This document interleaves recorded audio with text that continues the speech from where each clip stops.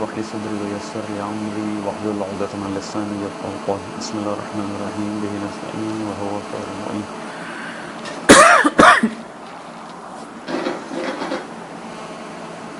ہم نے پچھلی دفعہ بھی کہا کہ ایک اچھا اور بہت ہی اچھا قدم تربیت اور خصوصاً تنظیمی نوجوانوں کی تربیت کے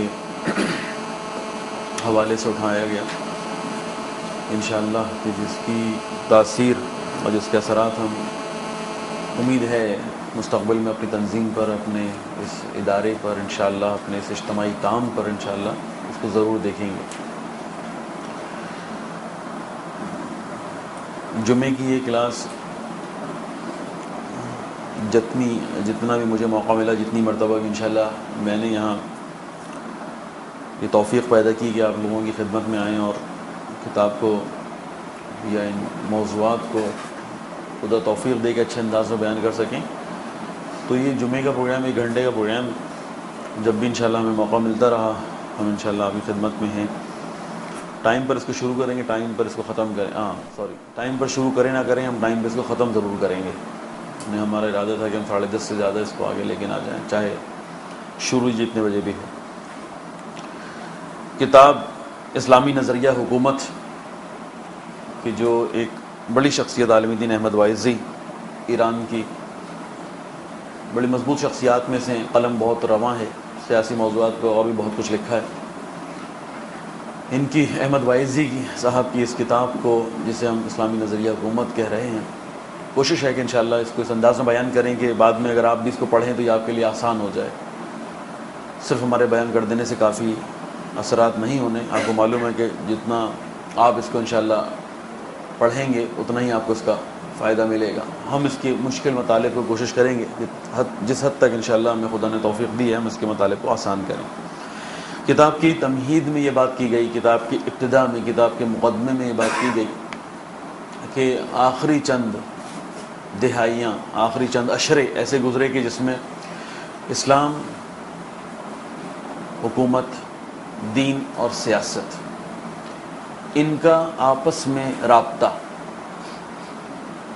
بنتا بھی ہے یا نہیں بنتا، ہونا چاہیے یا نہیں ہونا چاہیے، ہو چکا ہے تو اس کے اچھے نتائج نکل رہے ہیں یا برے نتائج نکل رہے ہیں. بہرحال یہ موضوع بحث بنا رہا. کیا موضوع بحث بنا رہا؟ کیا ہے اسلام اور حکومت، یا ہم کہیں کہ دین اور سیاست، ان کا کوئی ربط ہے نہیں ہے، فائدہ ہے نہیں ہے، ہونا چاہیے نہیں ہونا چاہیے، اور اگر کہیں ہوا ہے تو اس کے نقصانات ہوئے یا فائدے ہوئے. یہ موضوع بحث ہے آخری چند دہائیوں سے. کیوں آخری چند دہائیوں سے؟ اس سے پہلے کیوں نہیں؟ اس سے پہلے اس لیے نہیں کہ دشمن اپنے طور پہ ان دونوں موضوعات کو الگ الگ کر چکا تھا، اس کی تقسیم وہ کر چکا تھا.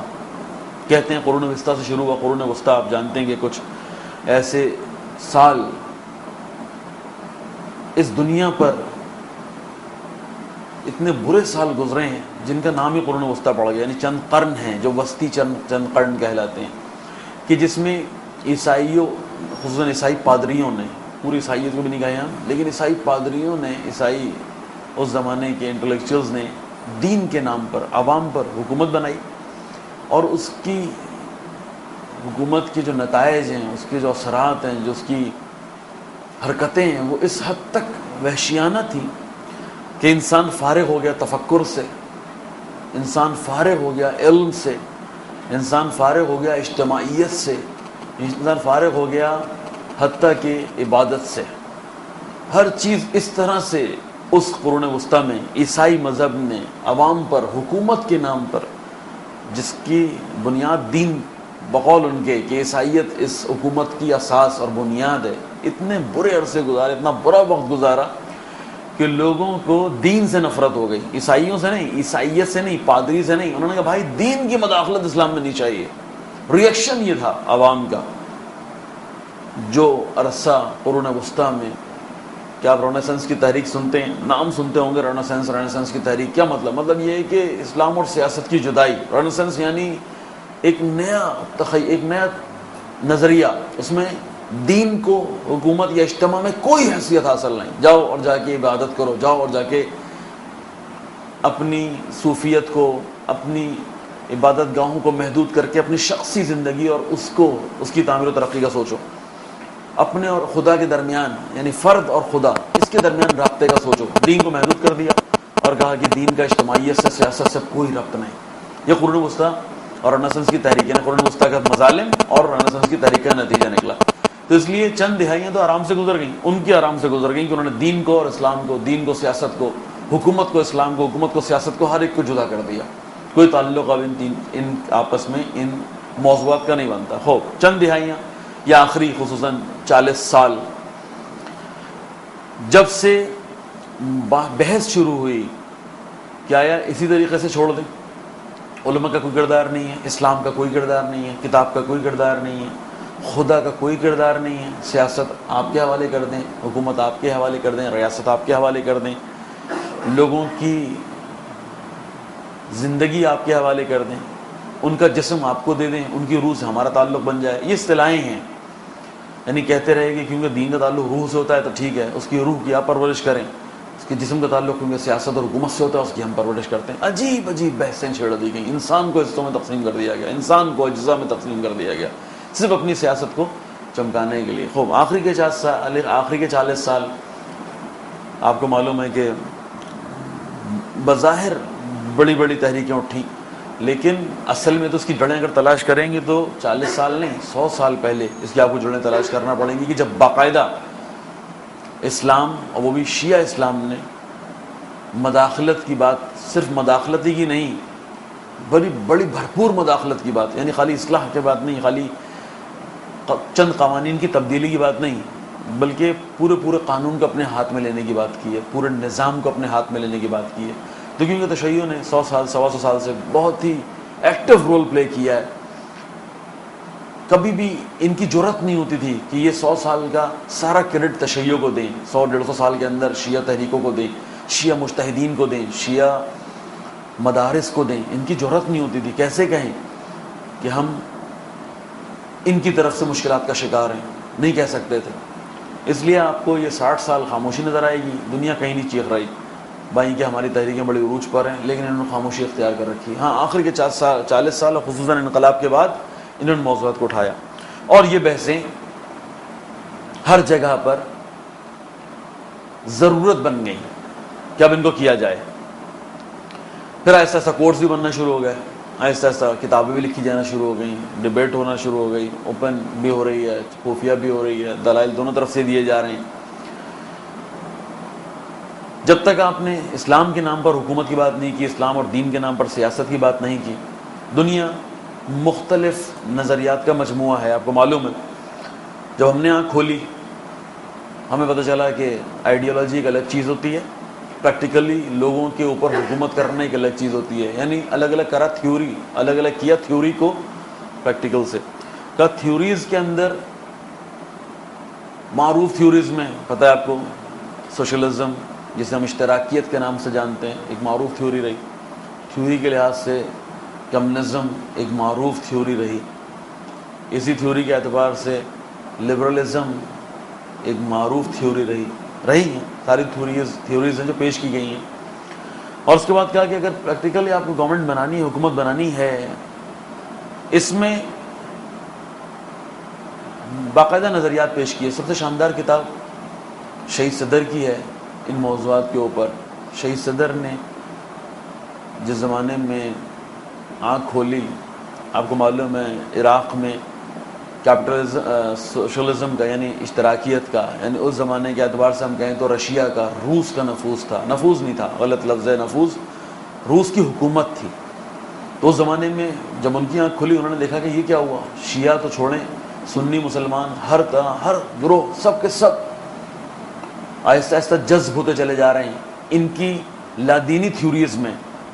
یعنی یہ نیا نظام پیش کر رہے ہیں حکومت کے نام پہ، نیا نظام پیش کر رہے ہیں سیاست کے نام پہ، جس میں خدا کا کوئی رول نہیں ہے، اسلام کا کوئی کردار نہیں ہے، اور لوگ جذب ہو رہے ہیں ان تھیوریز میں، جذب ہو رہے ہیں. شہید صدر کا زمانہ، اس بندہ خدا نے کام کیا کیپٹلزم پہ، سوشلزم پہ. سب سے شاندار کام شہید صدر کا ہے، اور بعد میں شہید مرزا مطہری کا ہے. اور شاید ان دو شخصیات کا جتنا کام ہے کسی اور شخصیت کا کام نہیں ہے. جتنے ان دو شخصیات نے اس زمانے میں کیا کہ جب پریکٹیکلی دو قطب میں پتا آپ کو دو بڑے استعماری طاقتیں روس اور امریکہ کی صورت میں، خمینی بت شکن نے کہا مغرب اور مشرق کی صورت میں، اسی لیے نعرہ لگایا لا شرقیہ ولا غربیہ، کہ نہ مشرقی طاقت یعنی رشیا نہ مغربی طاقت یعنی امریکہ، ہم کسی کے انڈر میں نہیں ہیں۔ شہید صدر نے پہلے پیش کیا اور انہوں نے کہا کہ یہ کیا بات ہوئی، یعنی فلاسفرز زیادہ تر یورپینز ہیں، بیٹھ کے تھیوریز پیش کرتے رہیں اور دنیا مجبور ہو کہ انہی کی تھیوریز پر آئیڈیالوجیز نظریات بھی بنائے اور پریکٹیکل حکومتیں بھی انہی نظریات پر بنے۔ یہ کیا بات ہوئی؟ تمہیں کس نے اختیار دیا؟ کس کرائٹیریا کی بنیاد پہ، کس اصول کی بنیاد پہ؟ کوئی تو بیس بناؤ، کس بیس پر؟ انہوں نے کہا کیونکہ ہم انسان کو بہتر سمجھتے ہیں، بیسس دیکھیے گا، کیونکہ ہم اجتماع کو بہتر سمجھتے ہیں، کیونکہ ہم ان کے باہمی ربط کو بہتر سمجھتے ہیں، یہ تھیوریز پیش کی جا رہی ہیں، کیونکہ ہمارے سامنے انسان کا ایک پرانا تجربہ ہے، پورا ایک ماضی ہے، انسان کا ماضی ہے عجیب۔ اب وہ ان تھیوریز کو ان بنیادوں پیش کر رہے ہیں، اور کیونکہ ہم نے دنیا کی ساری تھیوریز کو پہلے پڑھا ہے، یہ بھی ایک دلیل دی گئی، کیونکہ ہم نے پہلے ساری تھیوریز کو پڑھا ہے، اس بنیاد پر ہم نے تھیوریز پیش کر رہے ہیں۔ ہم نے کہا یہیں سے ہمارا اختلاف ہے، جو بحث شروع ہوئی ہم نے کہا یہیں سے ہمارا اختلاف ہے۔ انسان کی تھیوری کائنات، جسے ہم جہاں بینی کے عنوان سے یاد کرتے ہیں، کائنات شناسی کے عنوان سے یاد کرتے ہیں، اور ان دو کے درمیان کا ربط اور تعلق،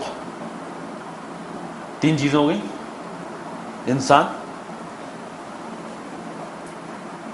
کائنات، اور ان دو چیزوں کا باہمی رابطہ، تعلق۔ کہا کہ جو سب سے بہتر ان تین چیزوں کی شناخت رکھتا ہو وہ سب سے بہتر تھیوری دے سکتا ہے۔ یہ شہید صدر کا نظریہ ہے،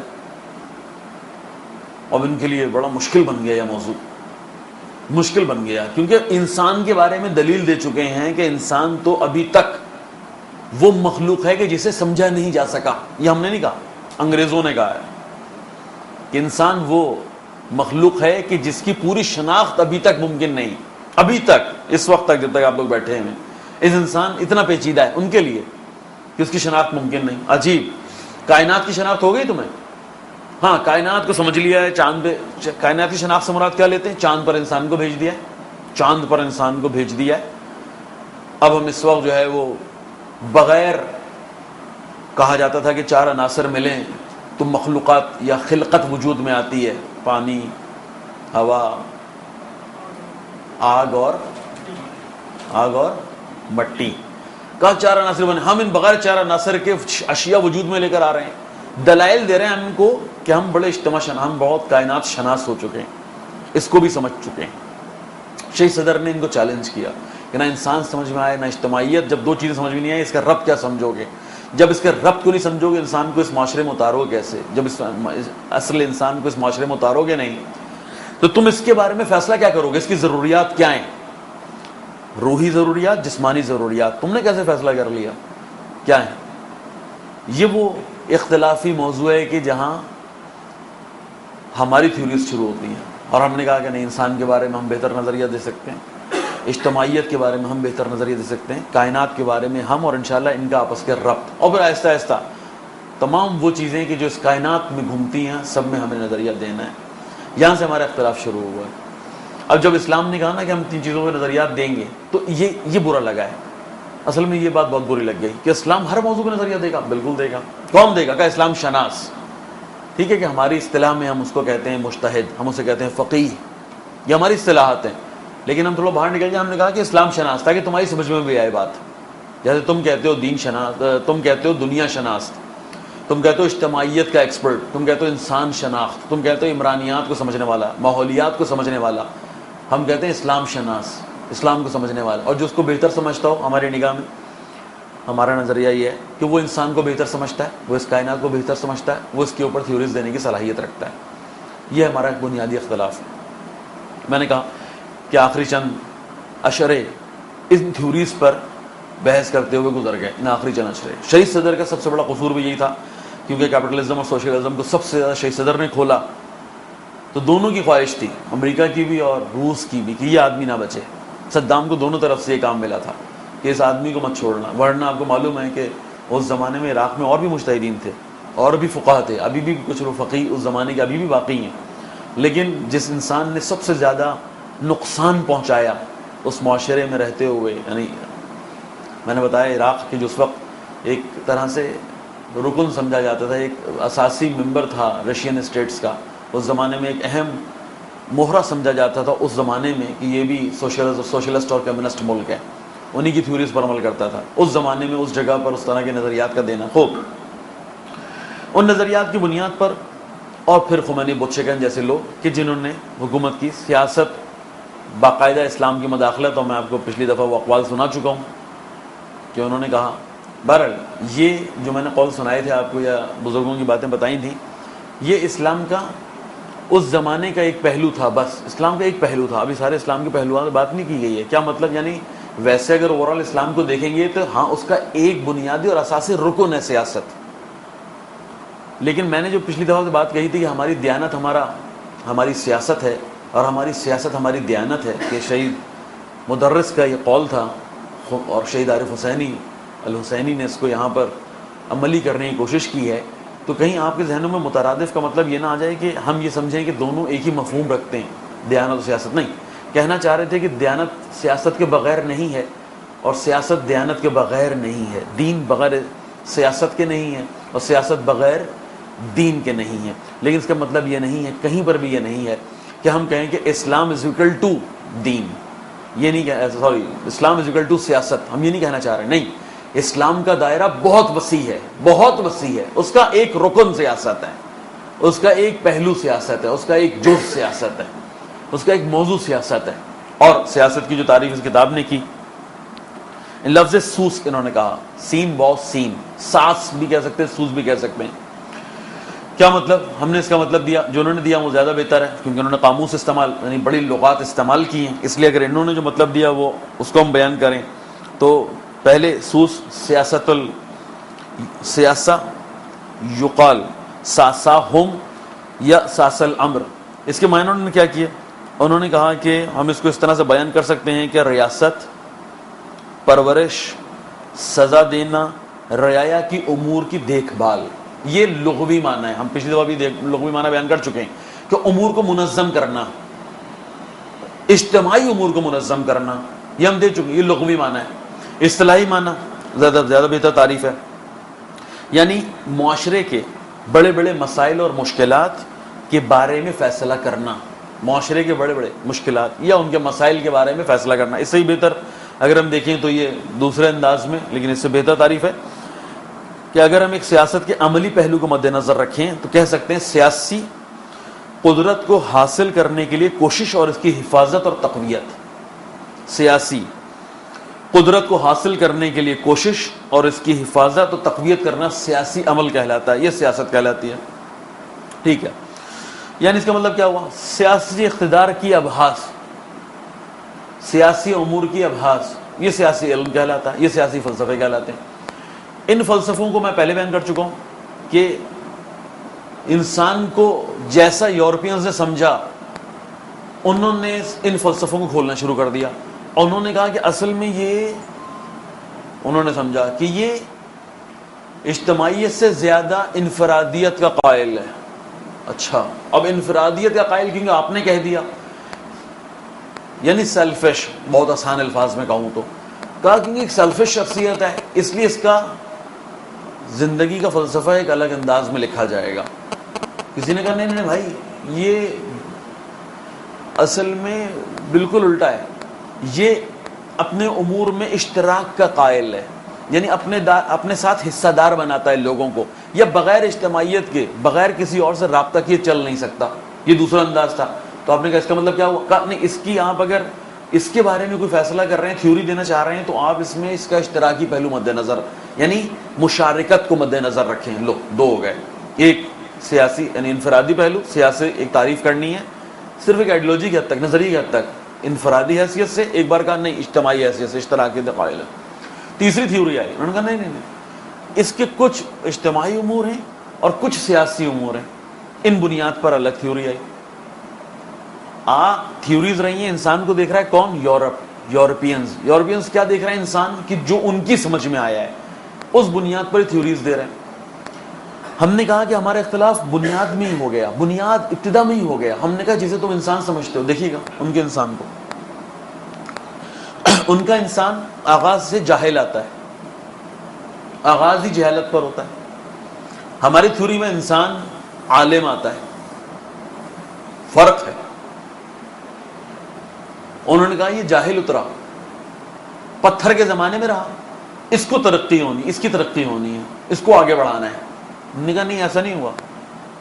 یہ عالم اترا، اور صرف عالم ہی نہیں اترا بلکہ نبی اترا. نہ صرف اپنی تربیت ہوئی تھی بلکہ یہ تو دوسروں کی تربیت کی صلاحیت رکھتا تھا. زمین آسمان کا فرق ہے ہمارے اور آپ کے انسان میں. اس کے بعد ہم کہتے ہیں کہ یہ فطرت لے کر آتا ہے. انہوں نے کہا یہ تربیت سے متاثر ہوتا ہے. زمین آسمان کا فرق ہے. تربیت سے متاثر ہونا یعنی اپنے اطراف کے قدرتی جو بھی منابع پائے جاتے ہیں ان سے متاثر ہوتا ہے انسان، پھر ترقی کرتا ہے، پھر سیکھتا ہے. ہم نے کہا ایسی کوئی بات نہیں ہے، فرق ہے بہت. ہم انسان کو جب بھی کائنات کی بات کرتے ہیں وہاں پر طبیعت کی بات نہیں کرتے، وہاں فطرت کی بات کرتے ہیں. وہ فطرت کو جانتی ہی نہیں یہ کیا چیز ہوتی ہے. خوب وہ اس کو آپ کو معلوم ہے فردی حیثیت سے دیکھتے ہیں، یعنی جسم یعنی مادیت. آپ کہتے ہیں بھائی مادیت تو ایک بڑا محدود سا پہلو ہے، اصل میں تو وہ روح ہے کہ جو اس کے وجود سے پہلے وجود میں آئی تھی. بڑی خطرناک بات ہے. آپ دیکھیں انسان کے نظریہ آپ کیا پیش کر رہے ہیں. پھر انہوں نے کہا کہ یہ یہیں ختم ہو جائے گا. آخری بات جو اس کے لیے کی ہے یہیں ختم ہو جائے گا. آپ نے کہا لو یہ تو یہاں آیا ہے کہ کچھ سیکھے گا، کہیں اور جا کے رہنا ہے، اس کو ہمیشہ ہمیشہ کے لیے رہنا ہے. یہاں تو یہ بڑے مختصر وقت کے لیے بھیجا گیا ہے. یعنی انسان کے بارے میں مختلف تھیوریز، مختلف نہیں، اتنا بڑا اختلاف. کیا کرو گے بھائی؟ تمہارا اقتصادی نظام تمہارے انسان کی بنیاد، تمہارا سیاسی نظام تمہارے انسان کی بنیاد، تمہارا تربیتی نظام تمہارا اجتماعی نظام تمہارے. یعنی جو تم انسان کو دیکھتے ہو ہم اس طرح انسان کو نہیں دیکھتے. ہمارا انسان کو دیکھنے کا یہ انداز نہیں ہے. خوب ختم ہو گئی انسان شناسی کی بحث، ختم ہو گئی.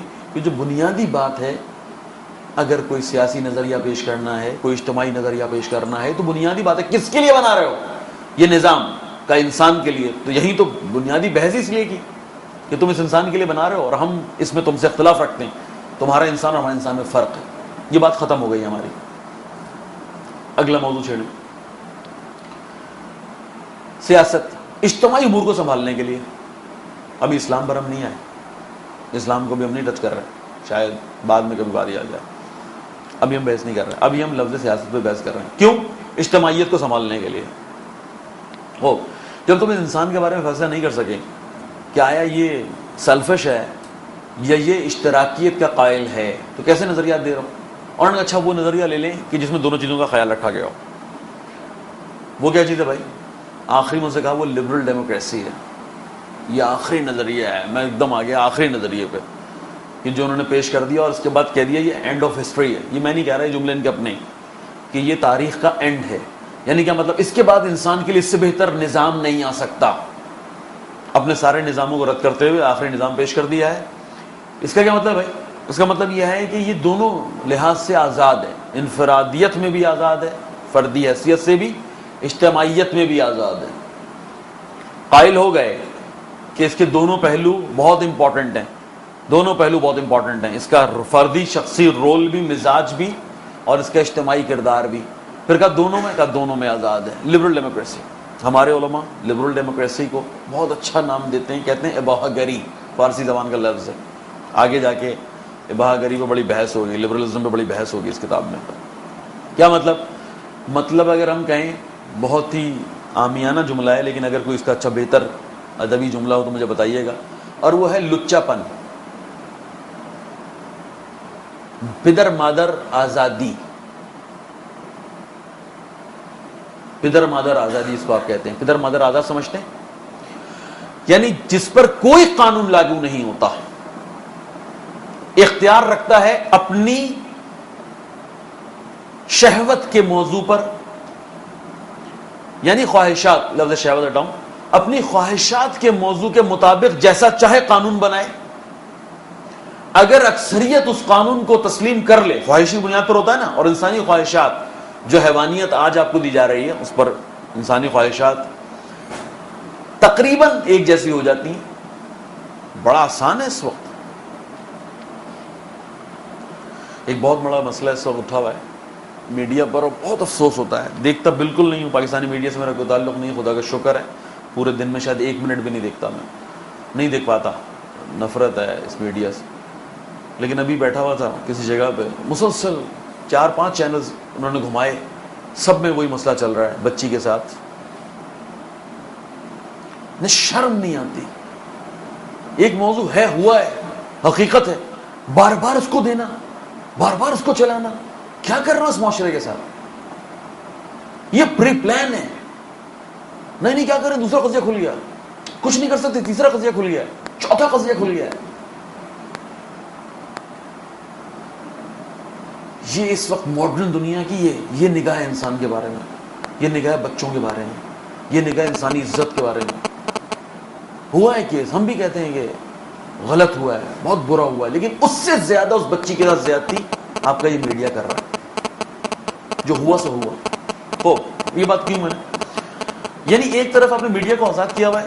اس کو میں نے صرف اس لیے بتایا تھا کہ کیسے خواہشات ایک جیسی ہوتی ہیں. دیکھیے, میڈیا کو آزاد کرنے کے بعد آپ نے انسان کی جو پرورش کی, میڈیا پرورش کر رہا ہے نا اس انسان کی,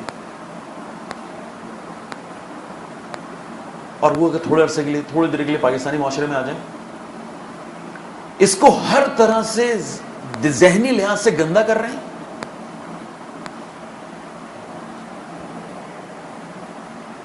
بہت معذرت, یعنی ہمیں مسلسل ایک شہوت پرست جانور میڈیا ڈانس ہو رہا ہے, کم کپڑوں میں ڈانس ہو رہا ہے. یہ اوپن میڈیا کی بات کر رہا ہوں, جو خفیہ ہو رہا ہے موبائل پر اور انٹرنیٹ پر, اس کو چھوڑ دیں آپ. میں بتا رہا ہوں جو اوپن ہو رہا ہے. فلمیں اوپن چل رہی نا, انڈین فلمیں دکھا رہے ہیں نا, ہر چیز ڈراموں کے اندر. یعنی ایک انسان کو بھیڑیا بنا رہے ہیں, کیونکہ انسان کی تعریف انہوں نے کی ہے نا, اس کی خواہشات, اس کو بھیڑیا بنا رہے ہیں. اور اس کے بعد اس کے اوپر اقتصادی مشکلات اتنی ہیں کہ وہ شادی بھی نہیں کر سکتا. اس وقت پاکستانی معاشرہ کروائے نا ذرا شادیاں. 35 سال اور 40 سال آپ کے یہاں ایج لکھی جا رہی ہے اس وقت شادی کی. 35 سال اور 40 سال کے درمیان میں لوگ شادیاں کر رہے ہیں. 15 سال کی عمر میں بالغ ہو رہے ہیں. 13-12 سال کی عمر سے ساری آگاہی ہو جاتی ہے. جو چیز نہیں پتہ ہونی چاہیے وہ سب کچھ معلوم ہوتا ہے 13-14 سال کی عمر سے. پھر میڈیا اوپن کر دیں, اس کے بعد اس طریقے سے پابندی لگا دیں. بھائی یہی واقعات ہوتے ہیں, ہونا ہی ہے. یہ میں نے مثال کس لیے دیا, خواہشات ایک جیسی کر دیتے, پرورش ان کے ہاتھ میں. اسکول سے لے کر جو اس بچے کا استحصال شروع کرتے ہیں, معذرت, بچائیں اپنی اولادوں کو ان سسٹم سے, ان اسکولوں سے. فوراً سوال ہوتا ہے کہ پھر کیا کریں, مجھے نہیں معلوم کیا کریں, ابھی نہیں معلوم مجھے کیا کریں, لیکن یہ مجھے معلوم ہے کہ ان سے بچائیں.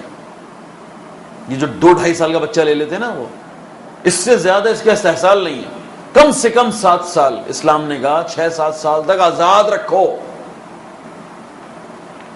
کھیلنے دو, توڑنے دو جو گھر کے اندر کر رہا ہے. ماں اور باپ اس کے ساتھ ہوں, اس کو دے دیتے ہو پابندیوں میں, سختیوں میں, اور سمجھتے ہو بڑا ہی کمال کیا ہے. استحصال ہے, شروع سے ہی اس کا ایک مائنڈ سیٹ ہے. اتنا خطرناک ہے کہ آپ آگے جا کے اس معاشرے کو دیکھیں گے کیا ہونے والا ہے. دیکھ لیں بھی یورپین معاشرے کو کیا ہو رہا ہے. روز اسکولوں میں گولیاں چلا رہے ہیں, روز اسکولوں میں فائرنگ کر رہے ہیں, روز چند واقعات کا پتہ چلتا ہے آپ کو. ماں کون ہوتی ہے, باپ کون ہوتا ہے, خاندان کسے کہتے ہیں, احترام کیا چیز ہوتی ہے, سب ختم, کوئی چیز نہیں ہے. قانون کیا چیز ہوتی ہے, اخلاق کسے کہتے ہیں. یہ کیا باتیں ہو, کیا کر رہے ہیں آپ, پاگل ہو گئے آپ, کیسی باتیں کر رہے ہیں. اتنا دنیا ترقی کر چکی, آپ اخلاق کی باتیں کر رہے ہیں. اتنی دنیا ترقی کر چکی, آپ ابھی تک والدین کے احترام کی باتیں کر رہے ہیں. یہ مثال کیوں دے رہا تھا, کیونکہ اس قانون اباحہ گری اس کو میں نے کہا مدر پدر آزاد, یعنی اس کو میں نے کہا لبرلزم, اس کو میں نے کہا آخری زندگی اور انسانی زندگی کو, انسانی تاریخ کو اینڈ کر رہے ہیں کہ بس لبرل ڈیموکریسی, لبرلزم کی بنیاد پر جمہوریت. اور کہتے ہیں کہ یہ اگر نہیں مانو گے تو بمباری کریں گے تمہارے اوپر. لفظ استعمال کیا ہے بےہودہ کنڈولیزا رائس نے, یہ لفظ استعمال کیا, میں نہیں کر رہا. یہ اس زمانے میں جب حملہ کیا تو کہا کہ ان افغانیوں پہ کیوں حملہ کیا؟ اس نے کہا کیونکہ یہ ڈیموکریسی کو نہیں مانتے. کہا کہ اگر آپ دنیا میں کوئی ملک ڈیموکریسی کو نہیں کرے گا تو آپ اس پہ حملہ کریں گے؟ بالکل, یہ نظام آپ کو قبول کرنا ہی کرنا ہے, نہیں کریں گے تو ہم بمباری کریں گے آپ کے اوپر. لفظ استعمال کیا کنڈولیزا نے, بڑے سکون سے کہا, اور ہم نے پوری دنیا نے اس کو بڑے سکون سے سن لیا. جمہوریت میزائلز پر بیٹھ کر آ رہی ہے, میزائل پر بیٹھ کے جمہوریت آ رہی ہے. ہو ہم نے کہا کہ ہمیں بنیادی اختلاف ہے آپ کے فلسفہ سیاست سے. کیوں؟ کیونکہ ہمیں بنیادی اختلاف ہے آپ کے فلسفہ انسان سے, اس کائنات شناسی سے. ہم نے یہاں سے اختلافات شروع کر دیے. آخری کے چند دہائی بڑے امپورٹنٹ گزرے, آخری کے چند دہے کم سے کم 4 اشرے بڑے امپورٹنٹ گزرے. اس میں اسلامی نظریات کا اور الحمدللہ سیاسی نظریات کا, اسلام بیس بناتے ہوئے ہم نے سیاسی نظریات اس طرح سے اس معاشرے کو دیے کہ اب یہ ڈیبیٹ ہو رہی ہے, اب اس پر بحثیں شروع ہو گئی ہیں, اب اس کو پڑھا جانے لگا ہے. دیکھ رہے ہیں کہ یہ اسلام میں اتنی طاقت ہے یا تشیع کا مسئلہ ہے, یہ اسلام اس طرح کے نظریات رکھتا ہے یا شیعہ مذہب اس طرح کے نظریات رکھتا ہے. بحثیں شروع ہو گئی ہیں, خدا کا شکر ہے یہ بحثیں شروع ہو گئی ہیں. دنیا نے آپ کے سیاسی نظام کو ایز اے نظام پہنچ تو گیا ہے ذہنوں میں. قبول کب کریں گے, حیثیت کب دیں گے, حقانیت کو کب مانیں گے, اپنے نظاموں میں اس نظام کو کب انشاءاللہ لکھنا اور بات کرنا اور بحث کرنا شروع کریں گے, یہ ابھی ذرا وقت لگے گا. لیکن آپ کا سریع نظام پہنچ گیا. خوب, یہ کتابیں میں نے اس کا تقریباً پورا مطالعہ کیا. انہوں نے آپ کو اصل میں آخر میں جا کے نظریہ حکومت سے مراد تشیع کا نظریہ حکومت پڑھانا ہے. تشیع کا میں لفظ اس لیے استعمال کر رہا ہوں کہ ابھی تک موضوع ولایت فقیہ کو تشیع کے ساتھ منسوب کیا جا رہا ہے. جیسے جیسے انشاءاللہ زمانہ گزرتا جائے گا پتہ چلے گا کہ نہیں, تشیع کا نظریہ ولایت فقیہ نہیں, اسلام کا نظریہ ولایت فقیہ ہو جائے گا, یہ پہنچے گا. یہ نظام ہی تقریباً انہی بنیادوں پر ہے کہ جسے رسول اللہ نے دیا تھا, جسے ائمہ نے دیا تھا.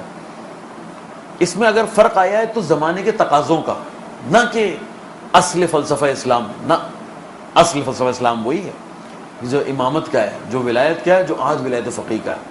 اگر فرق آیا تقاضوں کا, نام کیوں تبدیل ہے, ولی امر کیوں کہہ رہے ہیں, ولی فقیہ کیوں کہہ رہے ہیں, یہ بحث ساری اس وقت ہو رہی ہیں, وہ بھی وقت کے تقاضوں کی بنیاد پہ. وَإِلَّا نظریہ وہی ہے جو زمانے پیش کیا گیا. اور اب الحمدللہ اس بنیاد پر جب بحث شروع ہو گئی, عربی زبان, فارسی زبان, الحمدللہ خدا کا شکر ہے اب اردو زبان, اس میں بھی یہ نظریات پہنچ گئے, کتابیں ترجمہ ہونا شروع ہو گئیں. اور ہم نے اسی طرح کی کتاب کو یہاں پر ایسے کورس اپنی اس میں لے لیا. آغاز میں چاہتا تو تھا کہ اسی متن کو جو ہے نا وہ موضوع بناؤں, لیکن مسئلہ یہ تھا کہ معذرت سے جو نئی بات آپ کے لیے ہے وہ یہ ہے کہ ان درسوں کو لکھا گیا تھا ایرانی معاشرے کو دیکھتے ہوئے. جب میں نے اس کا مطالعہ کیا تو میں نے کہا کہ بھائی اس کی بنیادی باتیں اتنی مشکل ہیں کہ جو اس وقت ہمارے معاشرے میں سمجھانے کی ضرورت ہے, اور اس کتاب میں انڈرسٹوڈ سمجھ کے بحث کی گئی ہے. بڑا فرق ہوتا ہے جب اس کتاب میں ایک بحث کو یہ سوچ کے کہ کیونکہ ایرانی معاشرے کے لیے کی جا رہے تھے, لیکچر پتہ ہے آپ کو ترجمہ ہوا ہے اس کا, فارسی کتاب تھی, اردو میں ترجمہ, تو کیونکہ اس معاشرے میں کیا جا رہا تھا تو بہت سارے موضوعات کو یہ سوچ کے کہ یہ تو پہلے سے پتہ ہی ہے, کیونکہ ایران کی تو کورس میں شامل ہیں, ایران کی بنیادی کتابوں میں شامل ہیں. بچے 5ویں کلاس سے 6ٹھی کلاس سے 7ویں کلاس سے انسان کا اجتماعی نظام, یعنی انسان سے شروع کر کے اس کے اجتماعی نظام تک, اس کے سیاسی نظام تک, اس کے اقتصادی نظام تک, خود وہاں کا بچہ کیونکہ اب اپنے سلیبس میں ان چیزوں کو پڑھ رہا ہے. اس لیے مجھے اس کتاب کو پڑھتے ہوئے احساس ہوا کہ یہ اس معاشرے کے لیے تو بہت بہتر ہے, لیکن ہمارے لیے بھی بہت اچھی ہے, لیکن ہمیں کچھ بنیادی باتوں پہ پہلے سے بہت بحث کرنی پڑے گی اگر ان کتابوں کے ابتدائی مطالب کو بھی کھولنا ہے. تو انشاءاللہ اگر وہ پوری طرح سے کھل جاتے ہیں, جن میں سے میں نے صرف آج ایک موضوع کھولا ہے, اور وہ انسان کی بحث ہے کہ جس بنیاد پر کوئی اجتماعی فلسفہ بنایا جاتا ہے. انہوں نے اس موضوع کو اتنا ہلکا ٹچ کیا کیونکہ یہ انسان کی تعریف ایرانی معاشرے میں کر چکے, وہاں پر ان چیزوں کی ضرورت ہی نہیں محسوس ہوتی. لیکن ہمارے یہاں ہمیں اس کتاب کی بہت ساری اصطلاحات کے اوپر بالکل الف بے سے چلنا ہوگا, ان کے انداز میں نہیں. اس لیے معذرت کے ساتھ بات یعنی بار بار آپ کو لگے گا کہ بات مختلف جگہوں پہ نکل گئی ہے. نکلنے نہیں دوں گا, خدا نے توفیق اگر دی انشاءاللہ میں آپ کو اندازہ ہوگا کہ اسی کتاب کی شرح تشریح کر رہا ہوں, انہی کے مطالب کی تشریح کر رہا ہوں. لیکن جن چیزوں کو میں ضروری سمجھ رہا ہوں کہ اگر ان کی وضاحت نہیں ہوئی تو آپ کتاب کو لے کے پڑھیں گے بھی تو بہت ساری باتوں کو نہیں سمجھ سکیں گے, بہت ساری باتیں آپ کے اوپر سے گزر جائیں گی اگر آسان اصطلاح میں استعمال کریں اس کو. تو خوب درود پڑھیں محمد والے محمد.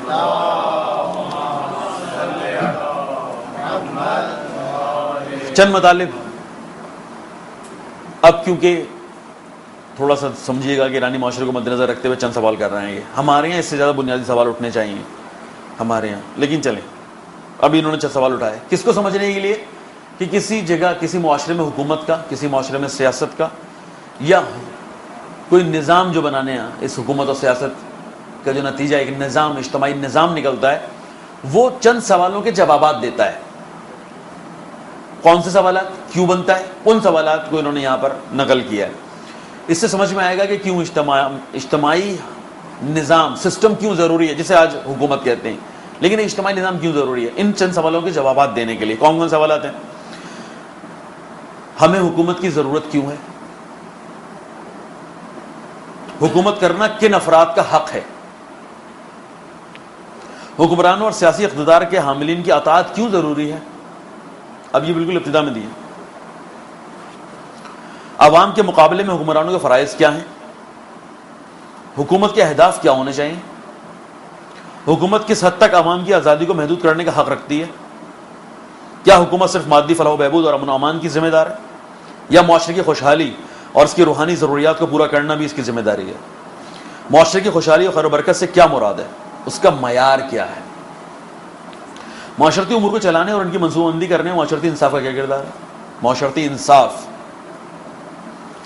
معاشرتی انصاف ایک طرف, اقتصادی اور انفرادی آزادی اگر ان کے درمیان اختلاف ہو جائے, معاشرتی انصاف کا تقاضا کچھ اور, معاشرتی انصاف کا تقاضا کچھ اور, انفرادی آزادی کا تقاضا کچھ اور. معاشرہ اس وقت کانفلکٹ کا شکار ہے نا, پتہ ہے آپ کو. اس وقت یورپ سب سے زیادہ جس جگہ اختلاف پھنس گیا ہے وہ یہ مسئلہ ہے. وہ کہتے ہیں بھائی اجتماعی آزادی, اور وہ کہتے ہیں فردی آزادی, اور پھر کہتے ہیں انصاف کا کیا ہوگا, انصاف کے تقاضے. اگر وہ کہتے ہیں ان کو لے کے چلیں, ان کو پورا کرنے کی کوشش کریں, تو ان میں سے کسی ایک کا حق تلف ہوگا. وہ کہتے ہیں ٹھیک ہے بھائی کسی ایک کا حق تلف ہوگا, کرو. ہم کہتے ہیں بالکل ایسا نہیں ہے. اگر آپ ہم سے نظریہ لے لیتے نا تو آپ کو پتہ چلتا ہے کہ یہ سب ایک دوسرے کے مددگار ہیں. 12 معاشرتی انصاف اور اقتصادی اور انفرادی آزادی کے درمیان تضاد اور ٹکراؤ کی صورت میں کسی ترجیح دی جائے گی. کہتے ہیں اگر آپ اس پہ تحقیق کریں تو اسے فلسفہ سیاسی کہیں گے, یعنی اس تحقیق کے عمل کو, اس کے حاصل ہونے والے نتائج جو انشاءاللہ کسی سیاسی نظام پر منتج ہوگا, نتیجہ اس کا نکلے گا کہ سیاسی نظام بن جائے گا. اگر ان کو ابحاث کو آپ شروع کریں, بحث کریں, تو اسے آپ فلسفہ سیاسی کہتے ہیں, اسے سیاسی فلسفے کہتے ہیں. ہم نے کہا کہ یہ ہمارے معاشرے کے لیے نہیں ہے, ہمیں اس سے زیادہ بنیادی سوالات کی ضرورت ہے. وہ کیا, وہ یہ ہے کہ بھائی جس انسان کو تم اس پورے نظام میں شفٹ کر رہے ہو, یہ اجتماعی نظام پر آ گیا نا فوراً, وہ انسان خود آزاد ہے یا مقید ہے, وہ صرف مادی ہے یا صرف روحانی ہے, یا ان دونوں کا امتزاج ہے, وہ صرف یہیں کے لیے ہے یا وہ کہیں اور کے لیے بھی ہے, اس کی صرف شخصی زندگی اہمیت رکھتی ہے یا وہ ایک اجتماعی مخلوق بھی ہے. یعنی ہمیں اس سے پہلے بہت سارے بنیادی سوالات خود انسان کے بارے میں اٹھانے, پھر کہیں سیاسی اور اجتماعی نظام کے بارے میں. اور انشاءاللہ ہم کوشش کریں گے کہ ان بحثوں کو آپ کے درمیان کرتے رہیں. درود پڑھ دیں محمد والے محمد.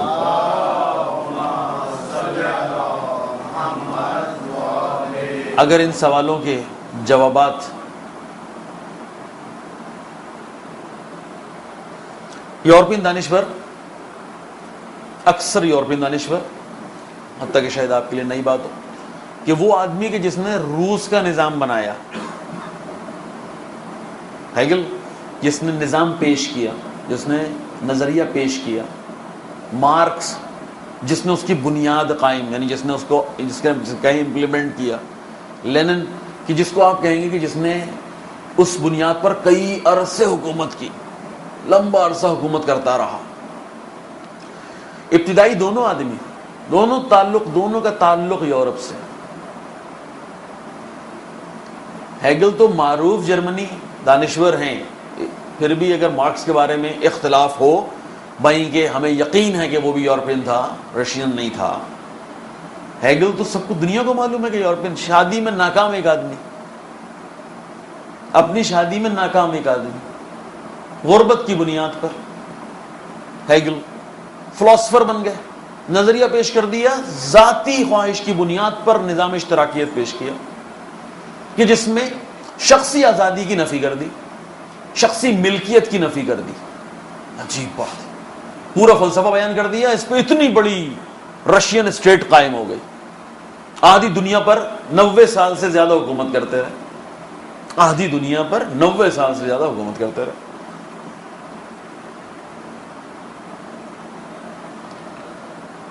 یعنی جس ماحول میں پلے بڑھے، جس جگہ جھٹکے لگے، جو تجربات ہوئے، اس بنیاد پر آپ فلسفی بنے.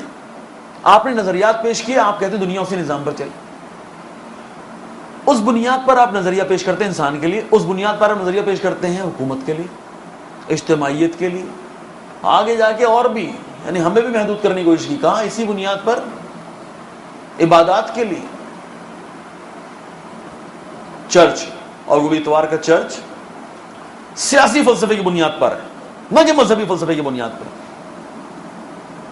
حکومتوں کو کیا ہوا کام ہے، نہ کہ مذہبی پادریوں کو کیا ہوا کام ہے. لیکن وہ قرون وسطی، کہہ چکا میں آپ کو، اس کا نتیجہ ہی رنسانس کا نتیجہ یہ نکلا تھا، ہونا یہی تھا.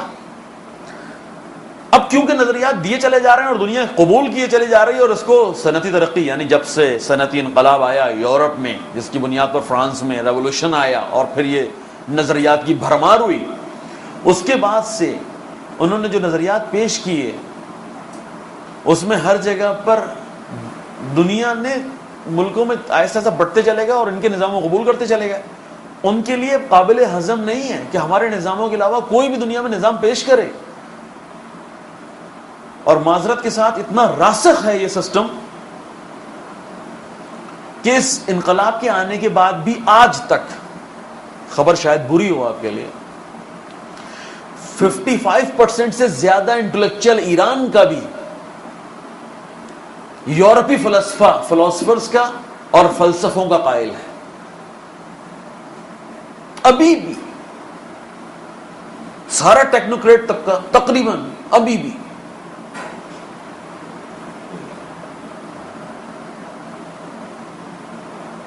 چالیس سال ہو گئے، 33 ایئرز 34 ایئرز تو انقلاب کو کامیاب ہوئے ہو گئے نا بھائی. خمینی یعنی جو اثر انداز ہوئے 40-45 سال ہوئے اس معاشرے کو. ابھی تک اپنی یونیورسٹیز وہ نکال نہیں سکے، ان فلسفوں سے نہیں نکال سکے.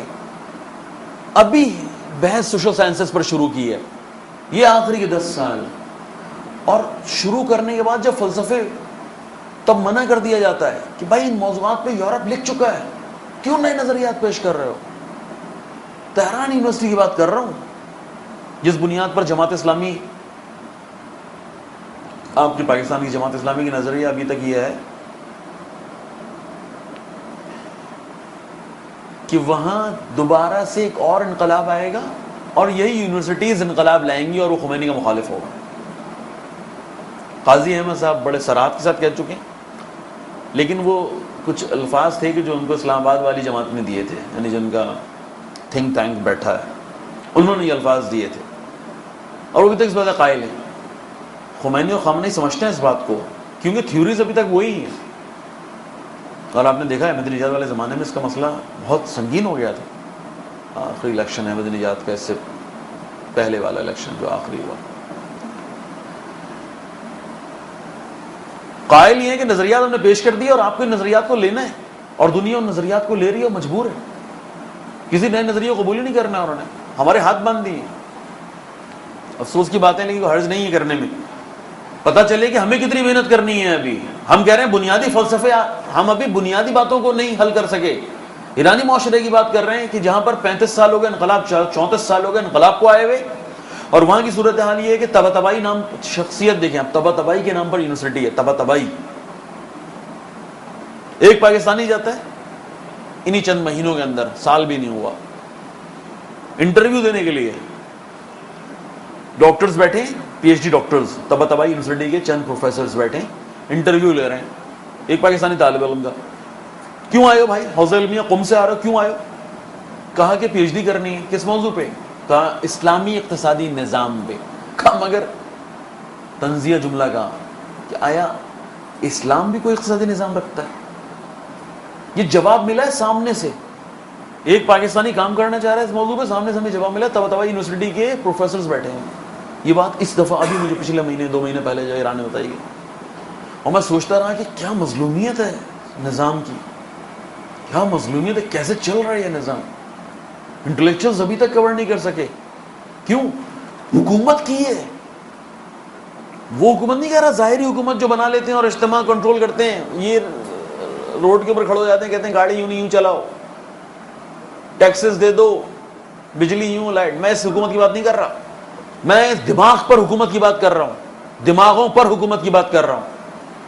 کنٹرولڈ ہے، نکل ہی نہیں سکتے آپ اس جگہ سے باہر، سوچتے نہیں آپ اس، یعنی جس دائرے کو انہوں نے کھینچ دیا، جس دیوار کو انہوں نے بنا دیا، آپ اس کے باہر جا کے سوچ نہیں سکتے. عمل کرنا، تھیوریز دینا، اس پر پریکٹیکلی کام کرنا، اللہ اکبر، سوچنے پر پابندی ہے. مغز متفکر کو مارتے ہیں ہمیشہ. سب کو معلوم ہے کیوں شہید صدر شہید ہوئے، سب کو معلوم ہے کیوں مرزا مطہری شہید ہوا، کیوں بہشتی ایسے لوگ شہید ہوئے. یہ مغز متفکر تھے، یعنی انہوں نے، یہ برین تھے، یہ تھنک ٹینکس تھے اسلام کے. انہوں نے کہا کہ نیا فلسفہ دے دیتے ہیں ہر موضوع پہ، ہم دیتے ہیں ہر موضوع پہ نیا فلسفہ. کیا مسئلہ ہے فلسفہ دینا؟ ہم دیتے ہیں، ہم محنت کریں گے، ہمارے پاس تو بنیادی کتابیں موجود ہیں. تم انسان کے بارے میں ہوا میں دیکھتے ہو، خلا میں دیکھتے ہو، اور انسان کے بارے میں تھیوریز دیکھتے ہو. ہم نہیں، ہم قرآن میں انسان کو دیکھتے ہیں، ہم اہل بیت کی سیرت میں انسان کو دیکھتے ہیں اور اپنی تھیوریز دیتے ہیں. زمین آسمان کا فرق ہے تمہاری تھیوری میں اور ہماری تھیوری میں. پریشان ہو گئے کہ مگر قرآن انسان کے بارے میں بات کرتا ہے. انہوں نے کہا بالکل، اس سے زیادہ انسان کے بارے میں کون بات کرتا ہے؟ مگر اہل بیت علیہ السلام انسان کے بارے میں بات کرتے ہیں. انہوں نے کہا بالکل وہ کرتے ہیں. جب وہ پہلے تمہیں انسان سمجھائیں گے، پھر خود بخود تمہیں انسان اگر سمجھ میں آ گیا، خود بخود تمہیں اس کی شخصی اور فردی ضروریات، جسے انفرادی ضروریات کہتے ہو، اور اجتماعی ضروریات خود بخود تمہاری سمجھ میں آنے لگیں گی. اگر یہ تمہاری سمجھ میں آ گئی، تمہارا خود بخود ربط سمجھ میں آئے گا کہ ان دو چیزوں کے درمیان ربط کیسے انسان وجود میں لائے گا. ربط سمجھ میں آ گیا، خود بخود پتہ چلے گا کہ اجتماعی نظام سسٹم بنتا کیسے ہے. سسٹم سمجھ میں آ گیا، خود بخود تمہاری اقتصاد نہ چاہتے ہوئے اسلامی ہو جائے گی، تمہارا تعلیمی نظام اسلامی ہو جائے گا، تمہارا اجتماعی نظام، سیاسی نظام سب اسلامی ہو جائے گا. اور اسلامی ہونے سے مراد تعصب نہیں ہے کہ عیسائی کو نقصان ہوگا، یہودی جھٹکا لگے گا، جو نہیں مانتا خدا کو بھاگ جائے گا. نہیں، اسلامی نظام یعنی عادلانہ اسلامی نظام، یعنی عدل، جس پر حکمرانی خدا کی رحمانیت اور عدالت. جس نظام میں حکمرانی، یہ خمینی بت شکن کے جملے ہیں کہ جو نظام قائم ہوا ایران کے اندر، اس میں خدا کی رحمانیت، خدا کی عدالت، بقیہ تمام صفات سے زیادہ جلوہ گر ہے. آپ کے سامنے زیادہ جلوہ گر ہے. عدالت کی بنیاد پر اگر کوئی اہل سنت اور وہابی اور عیسائی اور یہودی اور صائبی اور سکھ اور ہندو اگر وہ رہتا ہے اسلامی نظام کے سائے میں، تو اس کو بھی حق ملے گا جینے کا. وہ اتنی جابز اس کے لیے بھی ہیں جتنی ایک شیعہ کے لیے ہیں، ایک مسلمان کے لیے ہیں، اتنے امکانات اس کے لیے ہیں. اسے بھی ہم انسان سمجھیں گے. خدا کی رحمانیت اور عدالت مسلط، یعنی حاوی ہے، غالب ہے ہمارے اس حکومت نظام پر، ہمارے اس نئے سیاسی نظام پر. اس میں سب کو اس کو حقوق ملیں گے. یہ نظریہ خمینی کا نظریہ. جس کے مقابلے میں آخری بات ختم کرنے بات کو، 300 سال پہلے سے پتہ ہے آپ کو، کم سے کم 300 سال پہلے، کچھ عرصے زیادہ بھی کہہ سکتے ہیں، لیکن کم سے کم 300 سال پہلے یورپینز نے افریقہ سے یہ کالے اٹھائے تھے، کیونکہ وہاں صنعتی انقلاب بھی آیا ہوا تھا، لیبر بھی چاہیے تھی. اور 300 سال، اور اس کے بعد پھر آہستہ آہستہ انہوں نے دیکھا کہ بھائی 300 سال کے اندر نسلیں پڑھے لکھے لوگ بھی ہو گئے، تو انہوں نے دیکھا کہ یہ تو بڑی اکثریت بنتی چلی جا رہی، بہت بڑی تعداد بنتی چلی جا رہی، بہت بڑا مجمع لگتا چلا جا رہا ہے. ان کو اب غلامی والا خالی غلامی کا موضوع نہیں رہے گا. ان کو حقوق دینے پڑیں گے, ان کو اپنے سسٹم میں قبول کرنا پڑے گا. ان کو حقوق دینے کی بات ہوئی, ان کو حقوق دیے گئے آگے جتنا دے سکتے تھے. اس کے بعد کہا بھائی خالی حقوق پر نہیں ہوگا بلکہ تو اب ان کو تو برابر کی بات کرنی پڑے گی, یعنی طے کرو گے یہ برابر کا, جیسے یہ گورا ہے ایسے یہ کالا بھی ہے. یہ بحث ہوگی, یہ بحثیں شروع ہو گئیں. یہ باتیں تقریباً کو 70 سال 80 سال پہلے کی بحثیں شروع ہو گئیں. یعنی جب وہ 200 سال گزار لیے غلامی کی دور, انہوں نے بحثیں شروع ہو گئیں.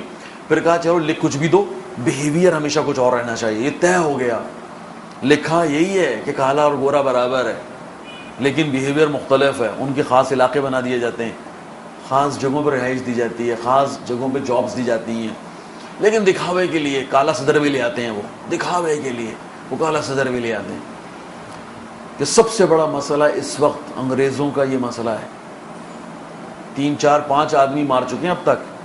جو لیڈرشپ تھی کالوں کی امریکہ کے اندر, صرف قصور ان کا یہی تھا کہ انہوں نے کالوں کے پورے حقوق مانگ لیے تھے. مار دیا, ایک کو مارا, دوسرے کو مارا, تیسرے کو مارا, 4 قیادتیں اڑا چکے ہیں. اور اب کیونکہ یہ لوئس فرحان جو آخری کالوں کی قیادت ہے, یہ خود 2 نمبر آدمی ہیں. اس لوئس فرحان پہ ہمیں خود شک ہے کیونکہ لوئس فرحان صاحب ہیں ہی 2 نمبر آدمی.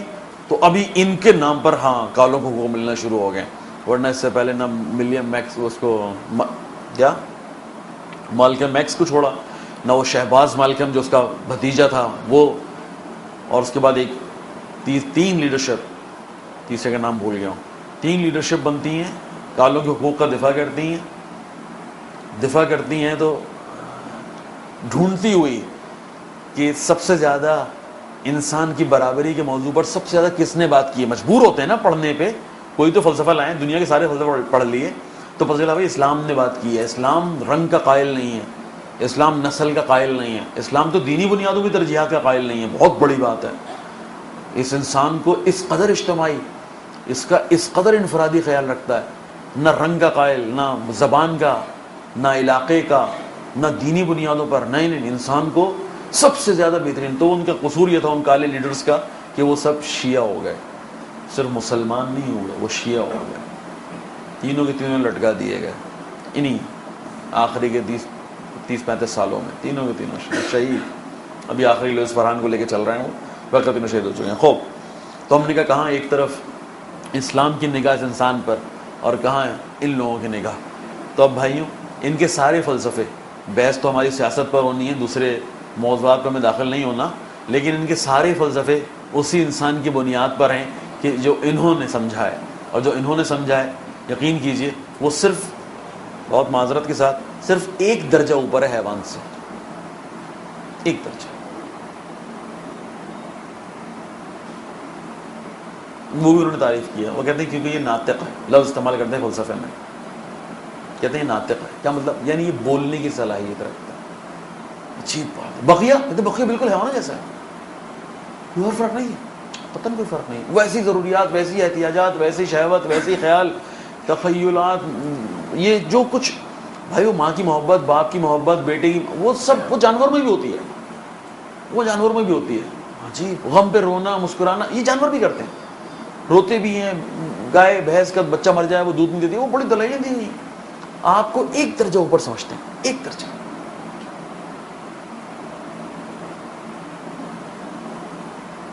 اور جب اس بنیاد پر وہ انسان کی تھیوریز لکھیں گے, اور اس بنیاد پر وہ دنیا کے فلسفے لکھیں گے, اور اس بنیاد پر وہ آپ کے اجتماعی فلسفے لکھیں گے.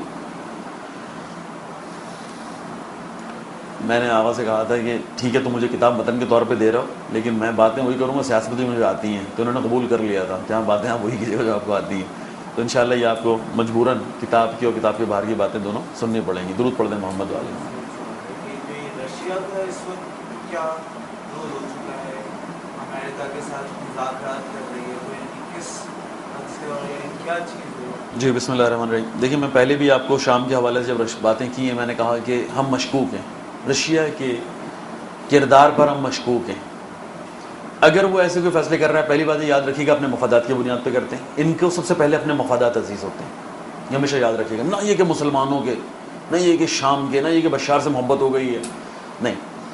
پہلا بہت بڑا مسئلہ اس کا کیا ہے, وہ یہ ہے کہ پتہ ہے آپ کو کہ اتنی بڑی طاقت تھا کہ جس کو بالکل ہی امریکہ اور یورپ نے مل کے بالکل زمین سے لگا دیا. اتنی بڑی طاقت کہ 2 قطبی نظام بنا ہوا تھا. بہرحال کچھ لوگ کہہ رہے ہیں کہ جیسے ترکی کے ذہن میں ہے نا کہ شام تباہ ہوگا تو یورپ شام کو ترکی کے حوالے کرے گا. رجب طیب اردوغان کہہ چکے ہیں, ان کا جو داؤد اوغلو ہے, جو اصل مغز متفکر, جو اصل برین ہے, جو اصل تھنک ٹینک ہے, وہ داؤد اوغلو ہے جو ان کا وزیر خارجہ ہے. وہ کہہ چکا ہے اپنی محفلوں میں, یونیورسٹیز کے لیکچرز میں کہہ چکا ہے. کیوں ہم ساتھ دے رہے ہیں؟ تو وہ فلسفہ یہ بیان کرتا ہے خلافت عثمانیہ کا بحالی, دوبارہ سے ہم اتنے بڑے ہو جائیں گے. پہلے شام آئے گا, پھر لبنان آئے گا, پھر اردن آئے گا. یہ سارے وعدے دیے ہوئے یورپ نے, بے وقوف بنایا ان لوگوں کو. اسی طرح رشیا یہ سوچ رہا ہے کہ کھوئی ہوئی حیثیت اور ہیبت اسے واپس لیا جائے. آخری ملک بچا ہے, اگر آپ کو اس سے پہلے تاریخ معلوم ہو, عرب دنیا کی 11 مشرق وسطیٰ کے 11 ملک اس کے انڈر میں ہوتے تھے. 11 ملک, یعنی یہ مصر اس کا تھا, یہ اردن اس کا تھا, یہ لیبیا اس کا تھا. کوئی معمولی بات نہیں ہے, اتنے بڑے بڑے ملک اس کے ہوا کرتے. رشین جب اسٹیٹ مضبوط تھی, عراق اس کا تھا, سوریا اس کا تھا. تو ایک ایک کر کے سب نکل گئے. آخری لیبیا اٹیک کا یہ مخالف تھا. پھر اس نے کہا تھا محدود ہونا چاہیے, اٹیک کا بعد میں حامی ہوا تو اٹیک محدود ہونا چاہیے, لیکن انہوں نے تو ملیمیٹ کر دیا, تباہ کر دیا. اور اس ملک میں اب نہ رشیا کی بچی نہ کسی اور کی بچی, جو ہو گیا جو افغانستان میں اس وقت. اب وہ پتہ ہے لیبیا کا حال, کوئی گورنمنٹ نہیں ہے, سب آزاد. اب آخری ملک بچا ہے رشیا کے لیے یہ کہ اگر دوبارہ مشرق وسطیٰ میں داخل ہونا ہے, اس کو ہاتھ سے مت جانے دو, اپنے مفادات کے لیے. ایک بات یاد رکھیے گا ہمیشہ. دوسرا موضوع جو اہم ہے وہ یہ ہے کہ جو تکفیری سسٹم ہے اس وقت, تکفیری یعنی جس کو ہم وہابیت اور دیوبند اور فلاں فلاں طالبان اور وہ, لیکن اصل میں تکفیری, ان کا مسئلہ امپورٹنٹ یہ ہے تکفیریوں کا کہ یہ چچنیا میں بھی آپ کو معلوم ہے اتنا ہی نقصان اور ضرر پہنچا چکے ہیں پہلے کے جتنا بھی مختلف جگہوں میں پہنچا رہے ہیں. اور رشیا, چائنا بہت پریشان ہے کہ آئندہ ان تکفیریوں کا مستقبل یہاں سے فارغ ہونے کے بعد ہے ہی ان کے ملکوں میں. یعنی وہ پھر ان کو کمزور کرنے کے لیے ابھی بھی ہو رہے ہیں. سعودی عربیہ نے آپ کو پتا ہے, یعنی اسی بادشاہ کا بچہ, یہ کیا نام ہے, سلطان بندر بن سلطان, یہ کہہ کے آیا ہے, اس کو کہا ہے کہ اگر ساتھ نہیں دیا تو چچنیا کی تحریک دوبارہ شروع ہوگی. دھمکی دی ہے اس نے, پہلے لالچ دی ہے پوٹین کو, جب لالچ میں نہیں آیا تو پھر دھمکی دی ہے. تو رشیا اور چائنا کا دوسرا مسئلہ یہ بھی ہے کہ یہ تکفیری جتنا ایک ملک میں نپٹ رہے نپٹنے دو, جتنا یہ ختم ہو رہے ہیں ہونے دو. یعنی اپنے ملک کا ان کا مسئلہ ہے. دو, تیسرا مسئلہ پوٹین کا مسئلہ اس وقت اپنی مقبولیت کا بھی ہے. آپ دیکھیں, یعنی ایک بار صدر رہنے کے بعد وزیر اعظم بن کے پھر صدر بنائے, اس کو معلوم ہے کہ یہ جو میں کہہ رہا ہوں یہ اس وقت عالم اسلام کی یا مشرق وسطیٰ کی نہیں, اس وقت یہ دنیا کی آواز ہے. کیا مطلب؟ جب اس نے کہا کہ امریکہ, ابھی آخری میں جو ایک لیٹر لکھا ہے, گارڈین میں چھپ گیا, وہ گارڈین میں لیٹر دیکھا ہے اس کا, اس نے ایک لیٹر لکھا اوباما کو, انگلش میں وہ لیٹر گیا اوباما, اب اوباما کو نہیں لکھا, وہ لیٹر اصل میں اس نے لکھا ہے امریکی عوام کو مخاطب کر کے, لیکن وہ کمال لیٹر ہے جو فلسفے اس نے بیان کیے ہیں. اس میں اصل میں اس نے دنیا کی جو اس وقت امریکہ کے خلاف نفرت ہے, اور جو امریکہ کے خلاف یعنی اس مقابلے میں آئے گا امریکہ کے, اس لوگوں میں نفرت پوری دنیا پھیل رہی ہے, تو یہ چاہ رہا ہے اس پوری مقبولیت کو کیش کرے. 3 موضوع ہو گئے. پوری دنیا کی مقبولیت کو کیش کرنا ہے. لیٹر کا آپ پڑھیں گے تو مزہ آئے گا آپ کو, جس طرح وہ لیٹر لکھا گیا امریکی عوام سے مخاطب ہو کے, کیا ہو رہا ہے آپ کے ساتھ, کیا کر رہے ہیں, یہ میں نے بڑا سمجھایا ہے, اس کو سمجھ میں آ جانا چاہیے, یہ نہیں کرنا چاہیے. اب دنیا نہیں رہی ہے اس طرح سے, ہر جگہ اپنی منمانی نہیں چلتی ہے, بڑے عجیب عجیب نصیحتیں کر رہا ہے اس کو. چوتھی بات جو اصل میں مجھے اس پر ابھی پوری تفصیل سے بات کرنی ہے, بہت مختصر آپ کے سامنے کھول رہا ہوں, وہ یہ ہے کہ ہمیں خدشہ یہ ہے کہ ایک کام اس سے بہت ہی خاموشی کے ساتھ, لیکن یہودی بھی لے لیا, یہودیوں نے بھی اس سے کام لے لیا, وہ یہ ہے کہ شام نے جو ہتھیار بنائے تھے, کیمیائی کیمیکل جو ویپنز بنائے تھے, وہ بنائے رشیا کے خلاف تھے, اسرائیل کے خلاف تھے. وہ نہیں اس کو اسرائیل کے خلاف استعمال تھا, اس کے پاس دلیل ہی یہ تھی کہ ہم نے بنائے کیوں ہیں. انہوں نے اس طرح کی اختلافات کے بعد جو مشورہ دے دیا پوٹین نے کہ اگر اس پر عالمی نظارت ہو جائے, وہ حوالے نہیں ہو رہا ہے, وہ وہاں سے جائیں گے نہیں, وہ شفٹ نہیں ہو رہا ہے. بحث پہلی ہو رہی ہے کہ یہ حوالے ہو جائیں, یعنی ان کے اوپر جو نظارت بیٹھ جائے, جو سنبھالے ان کے اوپر, جو ان کے اوپر نگاہ رکھے, جو جن کے ہاتھ میں اس کی مینجمنٹ آ جائے, وہ سارے کے سارے باہر سے آ جائیں, یعنی وہ UN سے آ جائیں. جیسے بھی آپ کو پتا ہے یونیفل کو جو استعمال کر رہے ہیں, چاہے لبنان کا اور اسرائیل کا بارڈر ہو, چاہے جولان کا اور اسرائیل کا بارڈر ہو, یعنی شام کا جولان, یعنی شام کا اور اسرائیل کا یعنی اور لیبنان کا، اور ہر جگہ پہ یونیفل یعنی جو عالمی فوج بلا کے بٹھائی ہے. یہ چاہ اس طرح کا ایک رہے تھے.